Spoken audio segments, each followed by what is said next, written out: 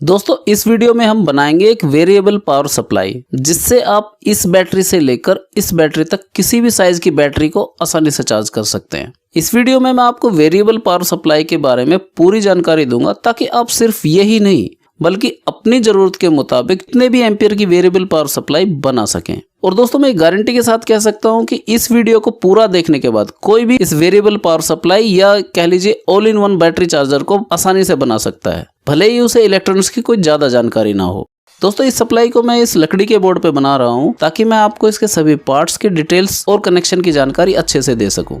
आप चाहें तो आप इसको किसी कैबिनेट में बना सकते हैं, या आप चाहें तो इसको ऐसे ही इस बोर्ड पे यूज कर सकते हैं। ये एक fully functional variable power supply बनने वाली है। वैसे इस पर मैं एक वीडियो बनाने वाला हूं, जिसमें इस पावर सप्लाई के लिए हम एक ऐसे शानदार कैबिनेट बनाना सीखेंगे कि कोई देखकर ये नहीं बता पाएगा कि ये सप्लाई खुद बनाई गई है या मार्केट से परचेज की है।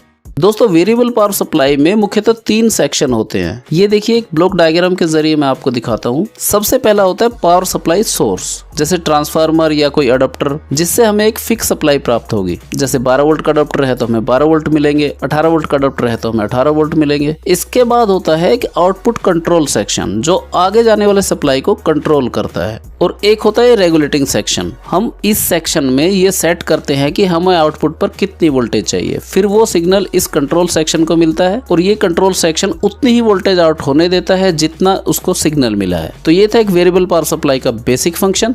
अब हमें सबसे पहले चाहिए एक पावर सोर्स। इसके लिए हमें कि 15015 5 एम्पीयर का ट्रांसफार्मर लेंगे।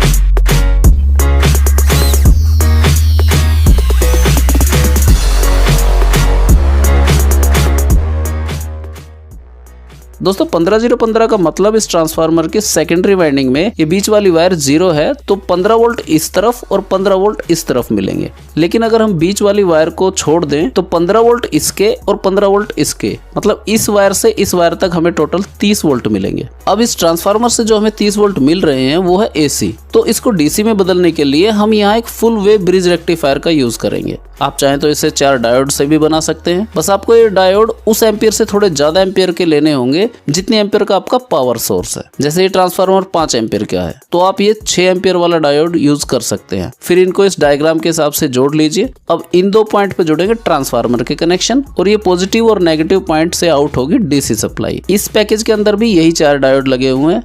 इसके कनेक्शन इस तरह से हैं। देखिए यहाँ पे एक पिन पे AC का निशान बना हुआ है, तो ये पिन और इसके अपोजिट साइड वाली पिन, ये दोनों पिन AC हैं। यहाँ पे ट्रांसफार्मर के वायर जुड़ेंगे, और यहाँ पे देखिए इस पिन पे लिखा हुआ पॉजिटिव, तो ये पॉजिटिव, तो इसके अपोजिट साइड वाली पिन होगी नेगेटिव। यहाँ से हमें पॉजिटिव और नेगेटिव आउट होकर मिलेंगे।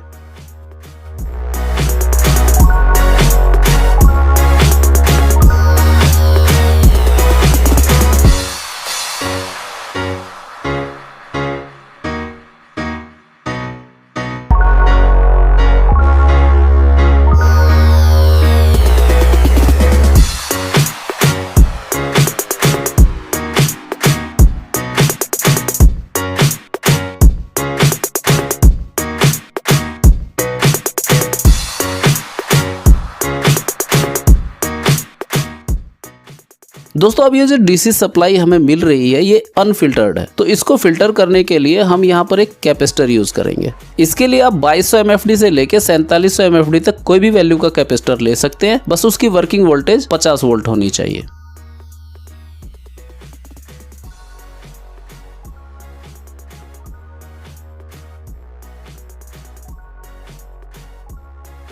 अब इस कैपेसिटर के नेगेटिव और पॉजिटिव पॉइंट से हमें बिल्कुल फिल्टर्ड डीसी मिल रही है। दोस्तों अब हम बनाएंगे रेगुलेटिंग सेक्शन। इसके लिए हम एक IC यूज करेंगे LM317। ये आपको बहुत ही आसानी से ऑनलाइन ऑफलाइन दोनों जगह मिल जाएगी। इसका मैं आपको एक छोटा सा ब्लॉक डायग्राम दिखाता हूँ, जिससे आपको इसकी पिनों की बड़ी अच्छे से जानकारी हो जाएगी। ये एक 3 पिन की IC है। इसकी एक पिन से वोल्टेज इन होंगे, एक पिन पर हम वोल्टेज को वेरी कर सकते हैं, मतलब घटा या बढ़ा सकते हैं, और इस पिन पर हम जो भी वोल्टेज सेट करेंगे वो हमें इस तीसरी पिन से आउट होकर मिलेगी। लेकिन ये तीनों पिन आईसी पर इस ऑर्डर में नहीं लगी हुई हैं। पर इस ब्लॉक डायग्राम से आपको ये पता चल गया कि इनमें एक पिन इन है, एक एडजस्ट पिन है और एक आउट पिन है। आईसी में ये फर्स्ट एडजस्ट पिन है, सेकंड पिन से वोल्टेज आउट होगी और इस थर्ड पिन से वोल्टेज इन होगी। दोस्तों LM317 आईसी कैसे वर्क करती है ये मैं आपको एक सिंपल शब्दों में बताता हूँ। बाय डिफॉल्ट इस पिन की इनपुट पर हम जितनी वोल्टेज देते हैं उतनी ही वोल्टेज हमें आउटपुट पिन पर एज इट इज मिल जाती है। इसको कंट्रोल करने के लिए हम इसकी एडजस्ट पिन पर एक वोल्टेज डिवाइडर बनाते हैं। तो वोल्टेज डिवाइडर में आपको पता है कि एक रेजिस्टेंस हम पॉजिटिव से लगाते हैं और एक रेजिस्टेंस हम नेगेटिव से लगाते हैं और इन्हीं दोनों रेजिस्टेंस की वैल्यू में फेरबदल करके हम इस पिन की वोल्टेज को निर्धारित करते हैं। तो अपने इस सर्किट में हम आउट पिन से एक 220 ओम की रेजिस्टेंस एडजस्ट पिन पर लगाएंगे जो कि इस पिन को पॉजिटिव सप्लाई देगी। अभी तो हमें आउटपुट पर पूरी ही सप्लाई मिलेगी क्योंकि अभी हमने एडजस्ट पिन पर सिर्फ पॉजिटिव सप्लाई ही दी है। अब एडजस्ट पिन की वोल्टेज को कम कर सकते हैं ग्राउंड से एक रेजिस्टेंस लगाकर। हम जितने कम वैल्यू की रेजिस्टेंस लगाएंगे उतनी ही ज्यादा वोल्टेज ड्रॉप होगी और हमें आउटपुट में उतने ही कम वोल्टेज मिलेंगे। और हम जितने ज्यादा वैल्यू की रेजिस्टेंस ग्राउंड से लगाएंगे उतनी ही एडजस्ट पिन पर कम वोल्टेज ड्रॉप होगी, तो उस हिसाब से उतनी ही वोल्टेज हमें आउटपुट पिन पर बढ़ी हुई मिलेगी। तो इसलिए हम यहाँ पे ना कोई फिक्स वैल्यू की रेजिस्टेंस नहीं लगाएंगे, हम यहाँ पर एक वेरिएबल रेजिस्टेंस लगाएंगे जिसकी वैल्यू को हम कम ज्यादा करके आउटपुट पिन पर अपनी जरूरत के मुताबिक वोल्टेज प्राप्त कर सकें। तो यहाँ पर हम एक पोटेंशियोमीटर का यूज कर लेते हैं।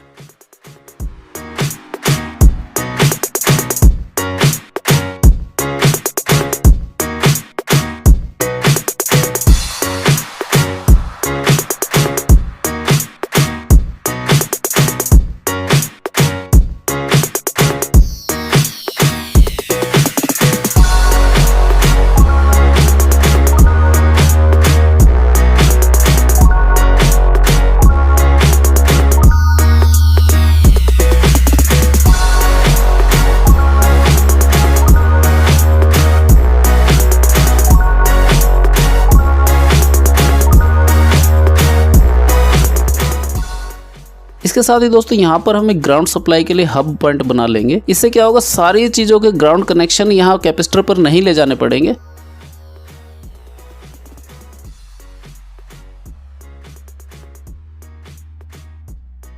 कुछ मेन चीजों के ग्राउंड कनेक्शन हम यहाँ कैपेसिटर से देंगे और बाकी चीजों के ग्राउंड कनेक्शन हम यहाँ इस हब से दे सकते हैं। इससे यहाँ पर एक ही जगह वायर्स का बहुत ज्यादा जाल नहीं बनेगा।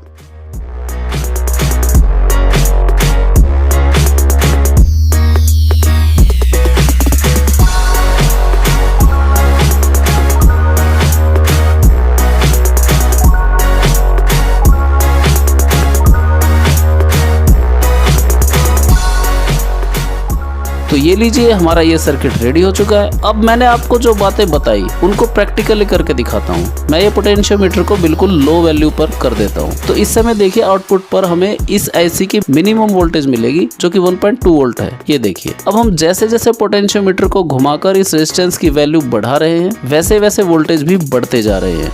दोस्तों बनने को तो ये अपने आप में एक पूरी कंप्लीट वेरिएबल पावर सप्लाई बन चुकी है, लेकिन सिर्फ 1 एम्पियर की, क्योंकि ये जो LM317 आईसी है ये सिर्फ 1 एम्पियर तक के करंट को ही हैंडल कर सकती है। लेकिन अगर हमें 5 एम्पियर, 10 एम्पियर या 20 एम्पियर की वेरिएबल पावर सप्लाई बनानी हो तो इसके लिए हमें वोल्टेज आउटपुट सेक्शन अलग से बनाना होगा। तो इसके लिए हम यूज करेंगे ये 2N3055 ट्रांजिस्टर।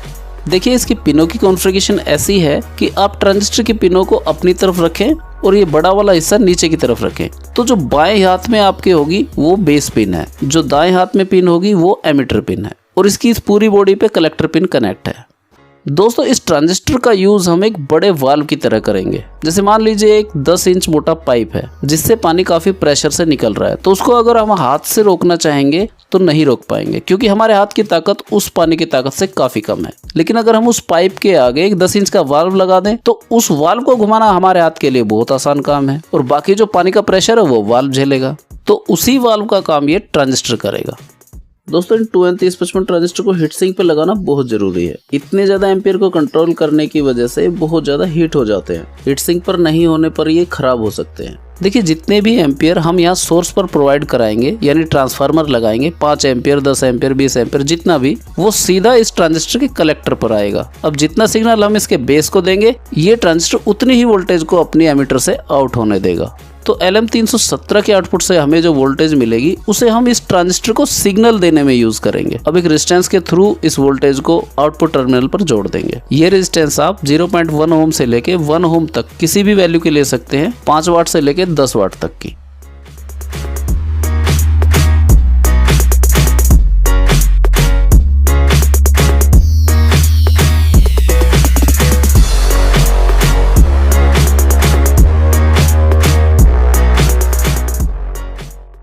दोस्तों ये तो हो गया इसका वोल्टेज कंट्रोलर। अब इसमें हम एक एम्पियर कंट्रोलर भी ऐड करेंगे। इसके लिए बस हमें 2 पार्ट्स चाहिए, एक तो ये BD139 ट्रांजिस्टर और एक ये 10K पोटेंशियोमीटर।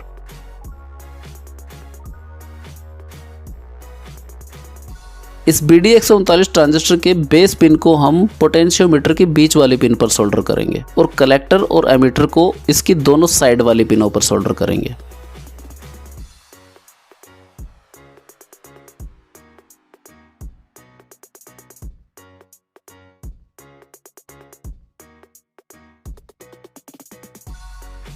अब ये जो LM317 से आउटपुट वाली वायर है इसे हम बीच से कट करेंगे। अब ये जो LM317 की तरफ से वायर आई हुई है इसे हम ट्रांजिस्टर के कलेक्टर वाले पिन पर सोल्डर करेंगे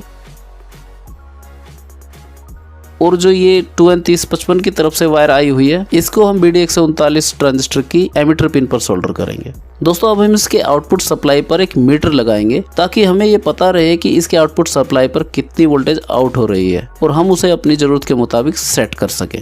तो इसके लिए हम ये एक मीटर यूज करेंगे जिसमें हम 100 वोल्ट तक की वोल्टेज और 10 एम्पियर तक के करंट को मेजर कर सकते हैं। इस मीटर के कनेक्शन ऐसे हैं, ये ब्लैक और रेड वायर इसकी वर्किंग वोल्टेज के लिए है, यानी कि इनसे ये मीटर सिर्फ ऑन होगा। वैसे तो इस मीटर की वर्किंग वोल्टेज 5 वोल्ट होती है, लेकिन इसमें यहाँ पर देखिए ये एक 7805 वोल्टेज रेगुलेटर लगा हुआ है, इसलिए हम इसमें 7 वोल्ट से लेकर 35 वोल्ट तक कितनी भी वोल्टेज दे सकते हैं। लेकिन दोस्तों हमारी इस पावर सप्लाई की मेन वोल्टेज करीब 44 वोल्ट के करीब है। इतनी वोल्टेज पर तो ये मीटर वर्क नहीं करेगा, तो इस मीटर के लिए वोल्टेज हम लेंगे यहाँ से। ये 15015 वोल्ट का ट्रांसफार्मर है, तो इसकी इस वायर से इस वायर के बीच हमें मिलेंगे 15 वोल्ट। अब ये वाली वायर तो ब्रिज रेक्टिफायर के थ्रू ऑलरेडी ग्राउंड से कनेक्टेड है। अब इस वाले कनेक्शन से जो हमें 15 वोल्ट AC मिलेंगे उसे हम एक 4007 डायोड के जरिए DC वोल्टेज में बदलेंगे।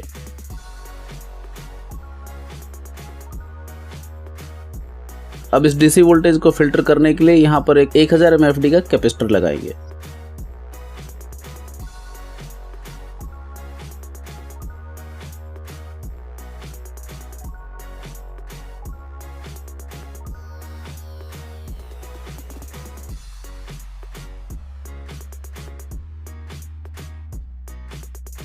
अब देखिए इस कैपेसिटर पर हमें लगभग 21 वोल्ट के करीब मिल रहे हैं, जो कि इस मीटर के लिए ठीक है। तो मीटर के ग्राउंड कनेक्शन को हम इस ग्राउंड हब पे कनेक्ट करेंगे और इसकी पॉजिटिव सप्लाई इस कैपेसिटर के पॉजिटिव से देंगे। ये देखिए दोस्तों मीटर ऑन हो गया, लेकिन अभी इसमें रीडिंग 00 है। ये जो इसकी येलो वायर है ये है वोल्टेज को मेजर करने के लिए, तो इसको हम यहाँ आउटपुट टर्मिनल पर जोड़ देंगे। अब आउटपुट टर्मिनल से जितनी भी वोल्टेज आउट होगी वो इस मीटर पे शो होगी। ये देखिए अब दोस्तों इस मीटर की ये जो नीचे वाली ब्लू डिजिट है इनमें एम्पियर शो होता है। इसके लिए देखिए यहाँ पे ये 2 मोटी वायर दी हुई है।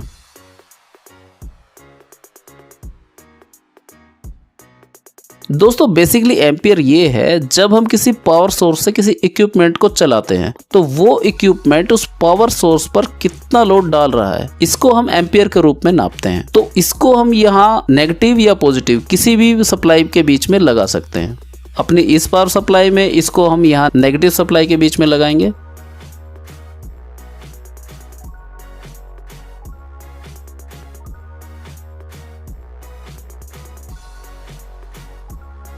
अब ये हमारी पावर सप्लाई बिल्कुल रेडी हो गई है। दोस्तों ये सप्लाई बनी 5 एम्पियर की, लेकिन आप इसी टेक्निक से 10 एम्पियर, 15 एम्पियर, 20 एम्पियर कितने भी एम्पियर की वेरिएबल पावर सप्लाई या all in one battery charger बना सकते हैं। जितने भी एम्पियर की पावर सप्लाई आप बनाना चाहते हैं उतने ही एम्पियर का आप ट्रांसफार्मर लगाइए और आउटपुट पर हर 5 एम्पियर के लिए एक 2N3055 ट्रांजिस्टर पैरेलल में लगाते जाइए। देखिए ऐसे 5 एम्पियर के लिए एक ट्रांजिस्टर, 10 एम्पियर के लिए 2 ट्रांजिस्टर, 15 एम्पियर के लिए 3 ट्रांजिस्टर और 20 एम्पियर के लिए आप ये 4 ट्रांजिस्टर पैरेलल में जोड़ते जाइए। बाकी ये जो रेगुलेटिंग सेक्शन हमने बनाया है ये बिल्कुल ऐसा ही रहेगा, इसमें हमें कोई चेंजिंग नहीं करनी है। चलिए अब इसको यूज करके देखते हैं।